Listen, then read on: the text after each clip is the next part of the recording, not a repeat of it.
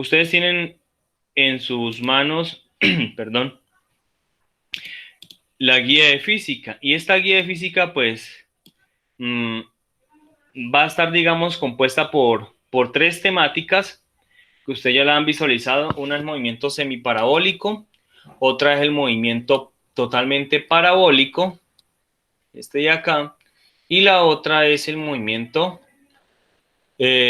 circular, pero de carácter uniforme, ¿sí? Dirán, profe, pero ¿por qué nos hablan de movimiento circular uniforme y usted nos dijo que en el movimiento circular uniforme la aceleración es cero y porque aquí nos hablan de aceleración? Bueno, ustedes han visto por ahí ya la guía y han encontrado esa novedad, ¿cierto? Ahorita les explico más o menos algunas cositas de ello, así por encimita, porque la intención no es profundizar hoy en temas, sino como mirar el objetivo de ello. Ahora que quiero compartirles, muchachos, y que quiero de pronto proponerles, que les dije la vez pasada que en esta guía lo iba a hacer. Ustedes ven ahí las actividades de la página 5, que hay, desde la página 5 sí aparecen, creo que son 15 ejercicios los que se han propuesto para esta guía, sí, exactamente 15. ¿Yo qué voy a hacer? Yo voy a subir estos ejercicios junto con otros más a la plataforma mediante un enlace que también les voy a compartir posiblemente al WhatsApp. Para los que de pronto dicen, profe, es que yo no puedo ingresar a la plataforma, se me dificulta. Entonces yo les voy a compartir un enlace similar al que yo les comparto para que ustedes se conecten, por ejemplo, para estos encuentros. ¿Cuál es la intención de ese enlace y qué van a hacer en ese enlace? Van a responder las preguntas que están aquí. Yo les puedo colocar, puede ser 5, 6, 7 preguntas al azar de todas estas, pero entonces, ¿cuál es la intención, muchachos? De que ustedes las respondan. Esas preguntas van a ser tipo IFES, con la intención de que, por ejemplo, si usted ha desarrollado su taller, su guía como tal, porque realmente es una guía, una orientación de conceptos afianzado con explicaciones y que los lleva, digamos, a la parte práctica, bueno, no práctica, sino al desarrollo, ejercitación, porque aquí no estamos haciendo nada práctico de interactuar en laboratorio, ni nada de eso, ni de experimentación. Entonces, sí es bueno que ustedes hagan el ejercicio, todo lo que está propuesto, pero ojo, a mí no me van a entregar todo eso, pero ojo a ello, aclaro, es con respecto a la entrega para aquellos que puedan acceder al enlace o a la plataforma, como en el caso de los que están aquí presentes, que me imagino que han accedido a la plataforma y pueden ver de pronto material que se esté subiendo allá. ¿Cuál es la intención, muchachos? ¿Y para qué se hace esto?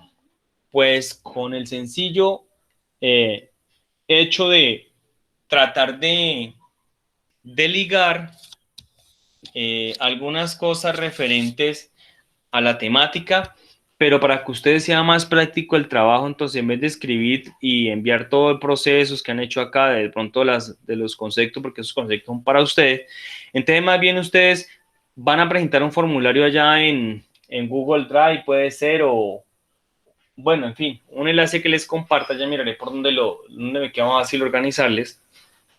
Y faltando, por ejemplo, una semana para el cierre que caería, por ejemplo, el día, yo lo habilitaría del día, digamos, del día domingo, lo puedo habilitar hasta el día viernes.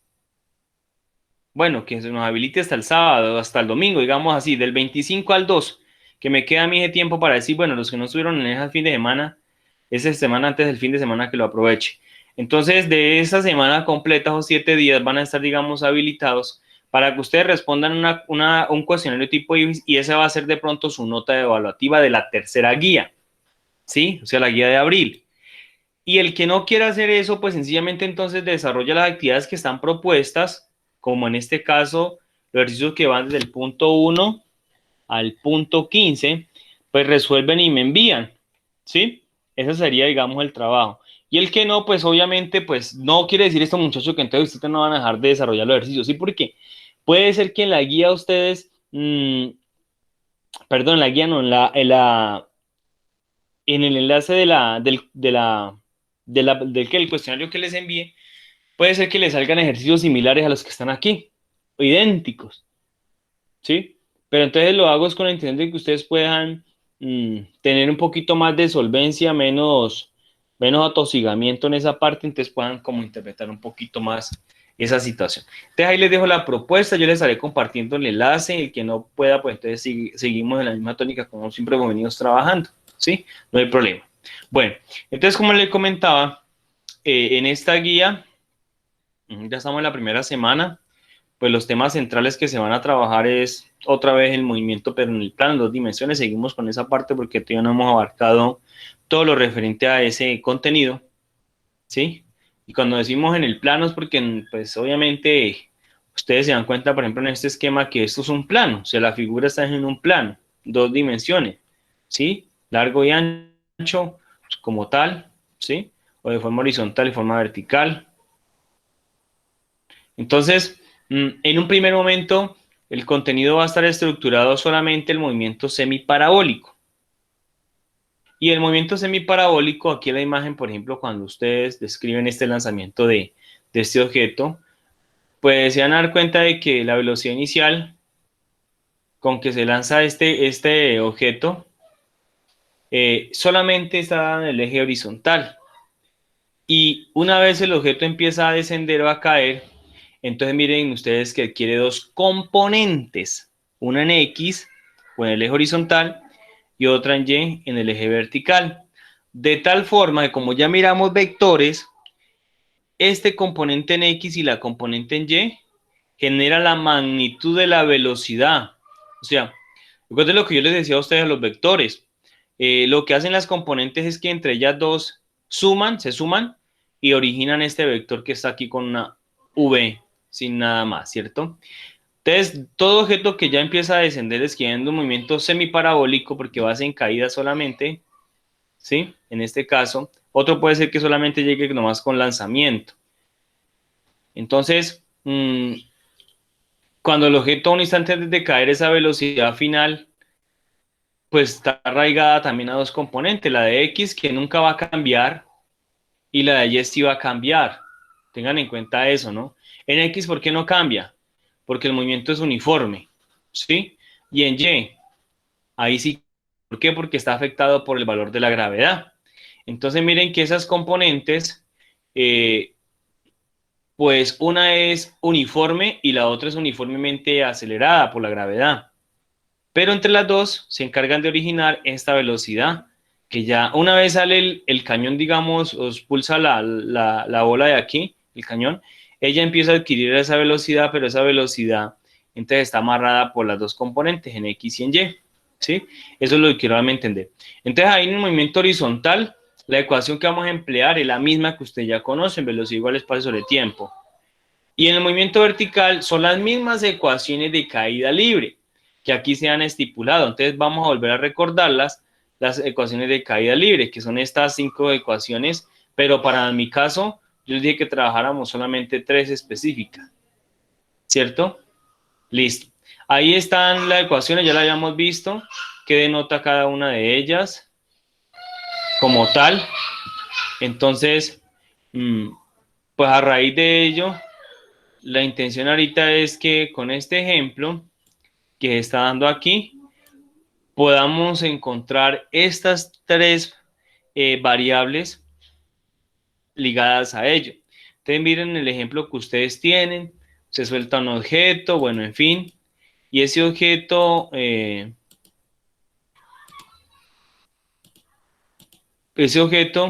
está a una altura de 10 metros, la velocidad inicial es de 10 metros sobre segundos también, y entonces con esa velocidad con que sale despedida este objeto, nos piden que encontremos el tiempo que demora o se gasta el objeto en caer.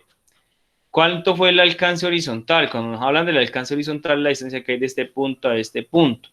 ¿Y cuál es la velocidad justo antes de tocar el suelo? Ya sabemos. Aquí está la esfera o el cuerpo un instante antes de hacer contacto con el piso.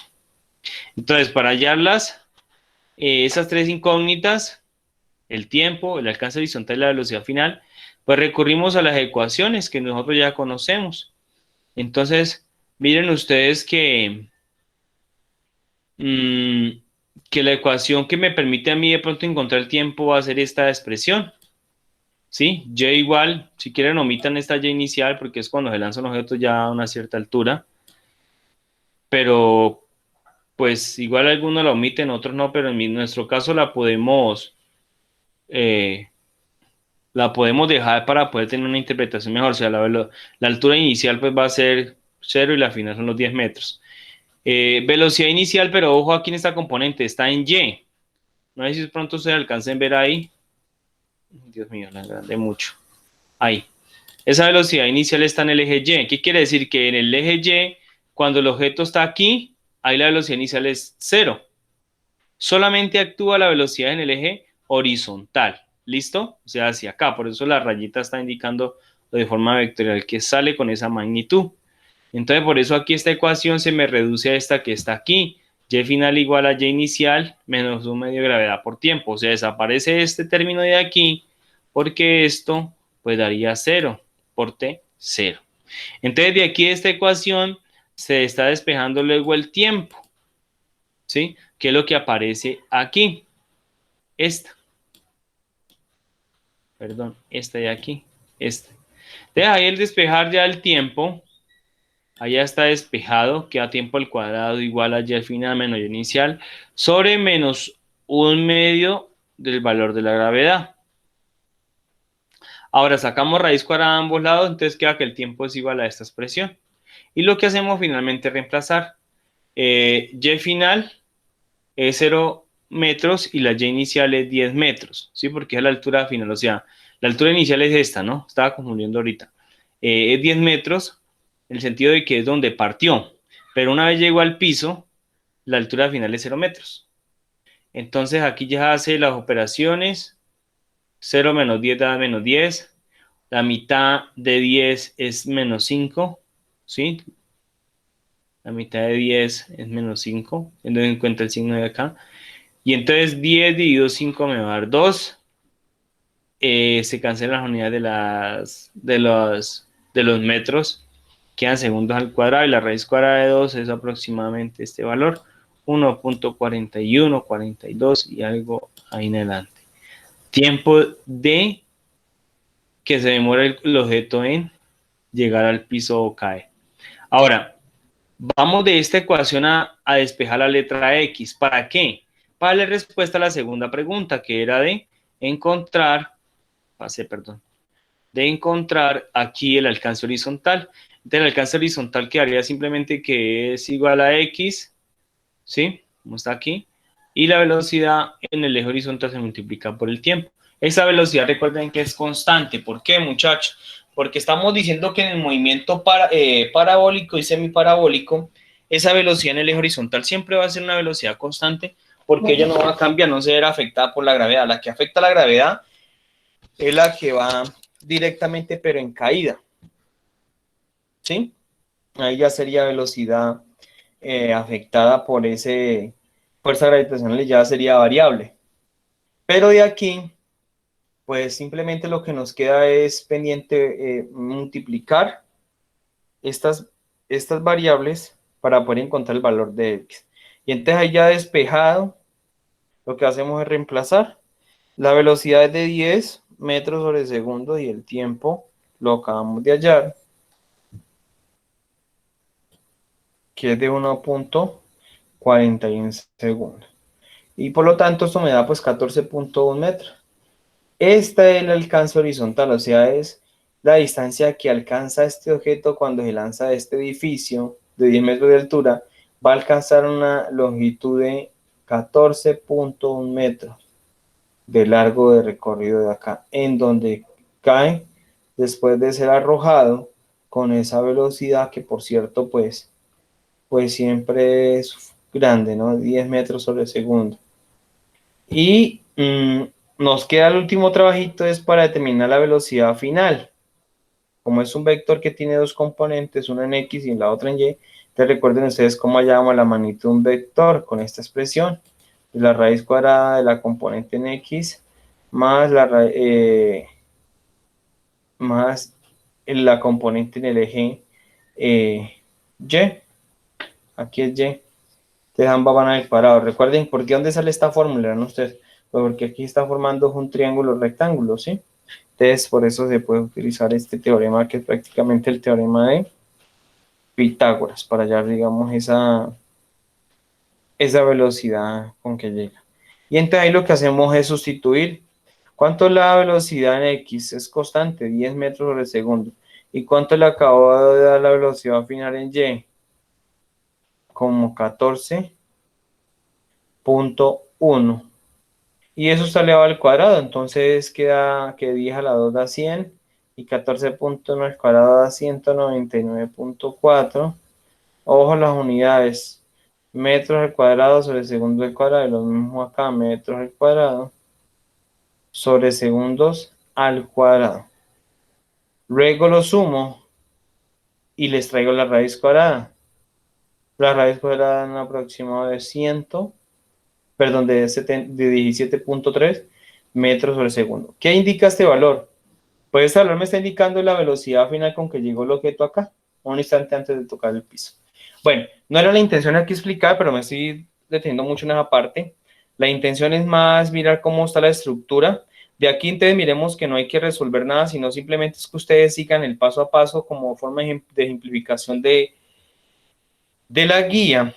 Y luego entonces pasamos al otro movimiento, que es un complemento del anterior. El movimiento parabólico, pues, es exactamente la trayectoria que describe un objeto cuando es impactado desde el suelo, con un determinado ángulo.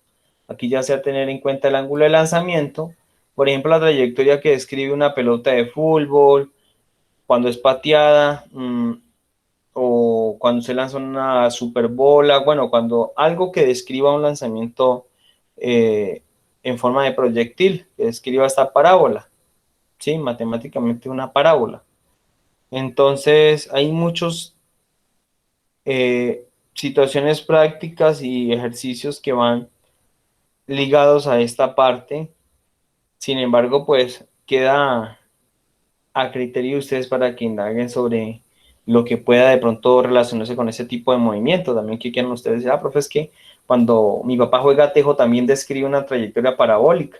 O cuando mi mamá juega en la casa con una chancla, cuando no hago caso, entonces también describe una trayectoria parabólica, ¿era? Bueno, en fin, ¿cierto? Entonces vaya a haga tarea, entonces, movimiento parabólico, listo. Bueno, me acordé. Entonces, muchachos, esa es la situación. Entonces, aquí hay un movimiento, miren que de aquí para acá va a haber el movimiento semiparabólico, o de aquí para acá también puede ser semiparabólico, pero ya tocaría interpretarlo a partir del movimiento propiamente parabólico. O sea, a pesar de que es que hay una semiparábola, no se puede entender como el que acabamos de ver, porque aquí no está teniendo en cuenta el ángulo, aquí sí hay un ángulo de lanzamiento. Ese mismo ángulo con que lanza, el mismo ángulo con que llega el objeto en caída. Y la misma velocidad con que sale, esa misma velocidad debe con la que sale debe de caer o llegar el objeto acá al otro lado. Bueno,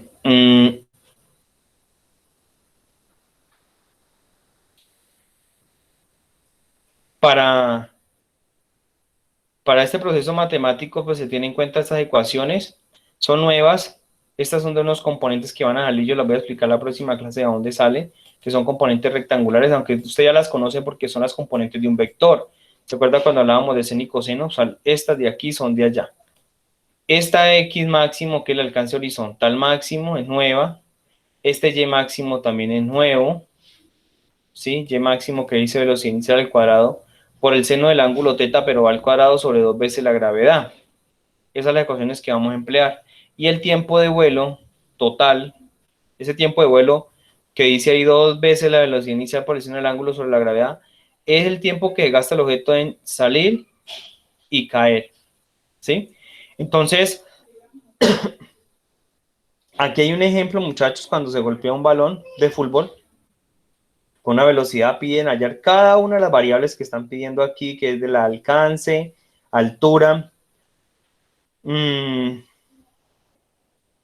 tiempo de vuelo, perdón, la altura alcanzada al cabo de un segundo. Entonces miren que a medida que el objeto empieza a subir, también pueden encontrar posiciones tanto horizontales como verticales, va a tener una posición diferente. Es decir, ¿ahí qué quiere decir con eso? Que cuando el objeto vaya, por ejemplo, aquí, lleva una cierta altura y se ha movido horizontalmente una cierta distancia. Cuando vaya acá, ya alcanzó, por ejemplo, una altura máxima y la mitad de la trayectoria del alcance horizontal. Cuando vaya acá, pues ya tiene una altura inferior a la anterior y un alcance horizontal mayor, ¿sí? Con esas ecuaciones puede hacerse, digamos, ese seguimiento. No quiero detenerme en explicar en este momento todo lo que está aquí en adelante el ejercicio. La intención es que ustedes, pues, con lo que ya se ha descrito en los movimientos anteriores y más las ecuaciones que han salido, por ejemplo, aquí está empleando la ecuación del alcance horizontal máximo, que es simplemente reemplazar, pero yo generalmente demuestro o construimos estas ecuaciones en clase, en este curso de física, pero pues esta vez no es la intención. La intención es más que ustedes sean prácticos con ellos, sepan en qué momento emplearla, qué significa, qué variables son las que están aquí inmersas en esta expresión para poder llegar, digamos, a encontrar el valor del alcance máximo horizontal. ¿Qué implica esto? Que lo que le estoy diciendo es que esta expresión le va a calcular a usted lo que recorre el objeto desde que sale hasta que llega acá la otra vez al piso. O sea, toda esta línea de aquí, ¿cuánto fue la distancia? El X máximo. Esto ya es procesos, algoritmos que muestran. La altura máxima pues se expresa con esta ecuación y es la que de pronto permite calcular cuántos metros, kilómetros o en fin lo que sea están asociados a un cierto fenómeno que es este tipo de movimiento parabólico. En este caso, pues la altura máxima para este objeto de 8.1 metros, ¿sí? Y el tiempo de vuelo pues está asociado a esta ecuación. Esta ecuación también está aquí propuesta, o porque el tiempo de vuelo es el tiempo total, vuelvo y repito, desde que inicia el movimiento hasta que finaliza. Ahora, con esta ecuación del tiempo de vuelo como tal, usted puede ya determinar otras cosas en particular. Por ejemplo, ¿cuál es la altura al cabo del un segundo? Entonces mire que ya empleamos la ecuación de caída libre. Sí, me salgo las ecuaciones de acá, que son las ecuaciones propiamente del movimiento parabólico, y llego a emplear otras las ecuaciones del movimiento de caída libre. Entonces mire que aquí ya no entra en juego el ángulo, dirán, ¿por qué no entra en juego el ángulo? Porque es que usted ya lo empleó para hallar el tiempo y lo empleó para hallar la otra variable que encontramos, pues la altura máxima, ¿cierto? Que ahí también está. Entonces, esa velocidad inicial no la tenemos en Y, nos la piden hallar, entonces le empleamos esa ecuación que estaba acá, esta, velocidad inicial en Y, escoge la velocidad inicial y multiplicarla por el seno del ángulo, que en este caso el ángulo que nos están dando cuando golpeó el balón fue de 40 grados. Entonces aquí es lo que están haciendo, vea. ¿Sí? Velocidad inicial por el seno de teta, que es, o sea, la velocidad inicial son 20 metros por segundo, el ángulo de 40 grados, antes de multiplicar esos, nos da 12.8 metros por segundo aproximadamente la velocidad, pero inicial con respecto al eje vertical. Y ahorita sí vuelvo a la ecuación, sustituyo y inicial 0 metros, velocidad inicial, ya la hallamos, multiplicada por el tiempo, que es un segundo, menos un medio de la gravedad, listo, por el tiempo, otra vez un segundo, pero al cuadrado. Multiplicamos todo y luego se restan los dos resultados y eso nos da un valor de 7.8 metros. ¿Qué quiere decir eso? Que al cabo de un segundo, cuando se haya pateado o golpeado el balón, pues entonces él tendrá esta altura, ¿sí? Y así mismo se hace al cabo de los 2 segundos. Para hallar, digamos, si usted quiere, la posición pero horizontal. Entonces, para hallar la posición horizontal, pues empleamos esta ecuación, ya lo dijimos, ¿no? Y ahí está. Pero entonces aquí la velocidad inicial ya no va a ser solitas y no acá tener en cuenta el ángulo. Entonces se multiplica 20 por coseno de 40, 20 metros por segundo por coseno de 40, y entonces se daría la velocidad inicial, pero en el eje horizontal, ¿sí? Y de ahí se despejo X de esta ecuación, de acá, velocidad inicial en el eje X por el tiempo igual a X. Listo. ¿Quién era esta velocidad? Acabamos de hallar. 15.3 metros sobre segundo. ¿Quién es el tiempo? También lo tenemos, 2 segundos. Entonces, ¿qué posición tenía al cabo de los 2 segundos? Pues tenía 30.6 metros al cabo de un segundo de ser pateado el balón. Bueno, y de esa forma entonces aquí aparece otro tema que es el del movimiento circular uniforme, donde pues la palabra le indica va a estar asociado a un movimiento que describe una trayectoria curvilínea, pero entonces va a ser cerrada y es uniforme porque aquí se va a mantener constante una velocidad, ¿sí? Y pues en ese caso la velocidad que va a mantener constante, la magnitud de esa velocidad nunca cambia, es constante o uniforme, por tal motivo ese movimiento pues nosotros lo llamamos uniformemente circular uniforme. O sea, como en este caso, esa velocidad, ustedes ven que la magnitud es constante. Lo único que está cambiando en este gráfico es la dirección, ¿cierto? Esa sí ya no es constante. La dirección, por ejemplo, acá estaba dirigida hacia este lado, acá ya cambió de sentido, bueno, sentido, digámoslo así, y acá también cambió y acá cambió. Y cada vez que va a empezar a moverse describiendo una trayectoria parabólica, este objeto va a empezar a adquirir una, una dirección totalmente diferente, ¿sí? Por la orientación que está tomando. Entonces aquí tenemos un movimiento circular, pues que es una trayectoria totalmente pues cerrada y es uniforme, lo llama circular. En él vamos a encontrar lo que es un periodo. Esto lo podemos asociar el periodo con una regularidad, ¿cierto? ¿Con qué periodo usted sale a mercar en su casa con su papá? ¿Cada 15 días, cada mes? ¿Con qué periodicidad usted, digamos, lava su moto, su bicicleta o el carro de papá? ¿Con qué periodicidad? O sea, algo que se repita, ¿sí?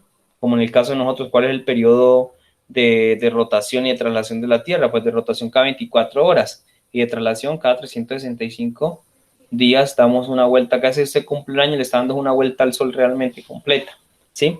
Entonces, esos conceptos, como les dije, la vamos a tomar es por semanas, todos un poquito más a profundidad, en cada encuentro para que ustedes también tengan la forma de aprovechar y se puedan ir acoplando para poder ir aclarándolos cada uno de ellos y pues a medida que ustedes vayan a ir avanzando, pues acá también se van respondiendo y entre todos, pues la idea es que se convierta esto en una cuestión más discursiva, más dialógica y podamos entre todos tratar de ir formalizando los debidos conceptos y los elementos que nos sirvan de acompañamiento para esta nueva guía. Entonces ya miramos qué es el periodo, o sea, algo referente al periodo. Lo de la frecuencia pues es totalmente lo contrario al periodo, o sea, están invertidas, por decirlo así, y en este caso eh,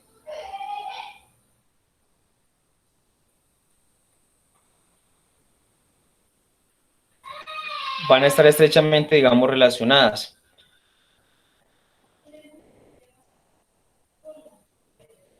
Y aquí encontramos lo de un radián. ¿Y qué es un radián? También, pues esta medida que hay de aquí hasta acá y está asociada, digamos, a lo que corresponde la medida de un arco, que es esta longitud, y este arco tiene exactamente la medida del radio.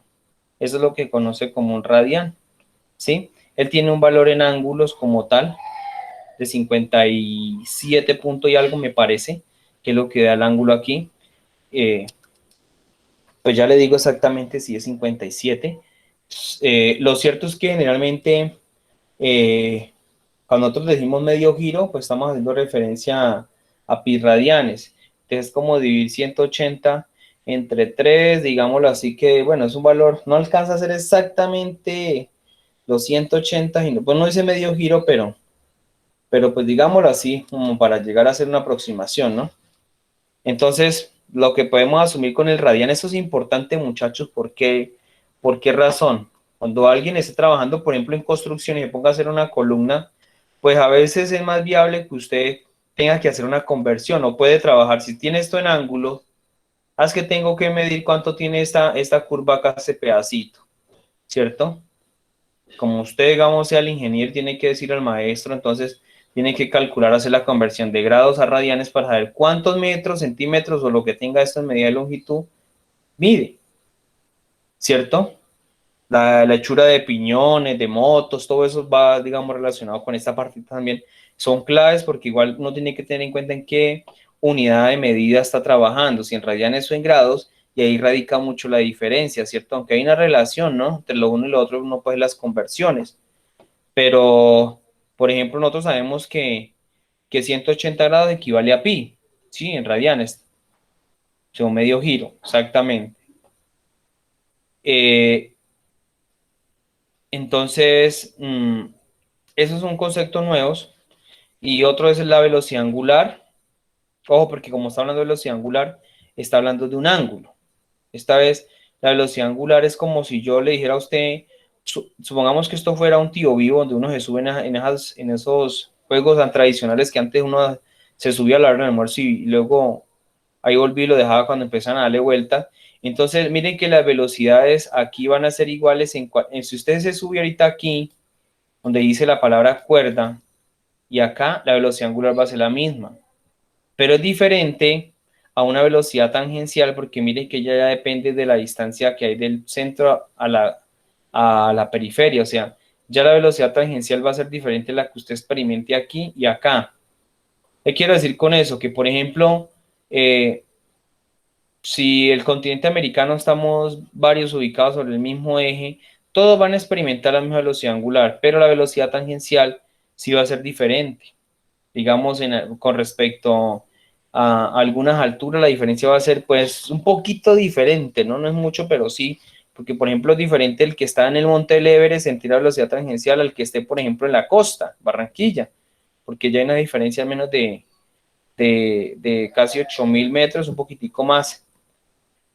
Pero entre las dos también podemos nosotros establecer relaciones entre la velocidad tangencial y la velocidad angular. A veces uno trata de establecer relaciones entre ellas, y es más, vea, la aceleración centrípeta incluso lo toma así. Ustedes ven que ese nuevo concepto de aceleración centrípeta está ligando la velocidad angular y la velocidad tangencial. ¿Por qué? Porque es que la velocidad tangencial, mire, es la velocidad angular por el radio, ¿sí? Y teniendo en cuenta que la velocidad angular pues simplemente es como la diferencia entre la posición del ángulo, el final inicial sobre el tiempo. Y también pues sabemos que como eso el ángulo tiene una relación con los radianes, entonces mire que aquí aparece que si es un giro completo, entonces uno dice 2pi, 360 grados, que se multiplica por la frecuencia, que es digamos eh, pues el número de vueltas que dan un determinado tiempo. Entonces, ¿cuántas vueltas dio, digamos, en 5 segundos? Un objeto, un motor, por ejemplo, eléctrico, ¿sí? Esa sería la velocidad angular. Y entonces ahí va a existir una relación entre esos conceptos muy prácticos. Esa es la dinámica, muchachos, y como les dije inicialmente, estas preguntas las voy a tomar mm, como en una especie de drive para que ustedes las puedan responder y no tengan que entregarme toda la guía como tal, sino que el que le facilite va a responder el cuestionario y esa sería su nota evaluativa para el mes de abril, ¿sí? Como lo dije en un primer momento. Aquí pues está un ejemplo práctico del movimiento circular, que hay una situación y preguntan cada uno de los elementos que arriba estábamos retomando, lo que hace sustituir la ecuación, por ejemplo el periodo, en este caso, un cuerpo que gira a razón de 5 giros en 2 segundos. Entonces, para el periodo es el tiempo que se demora en realizar esos 5 giros. Entonces, en este caso, se gastó 2 segundos en realizar 5 giros. Quiere decir que el periodo, o sea, el periodo que implica que cada 0.4 segundos da una vuelta, ¿sí?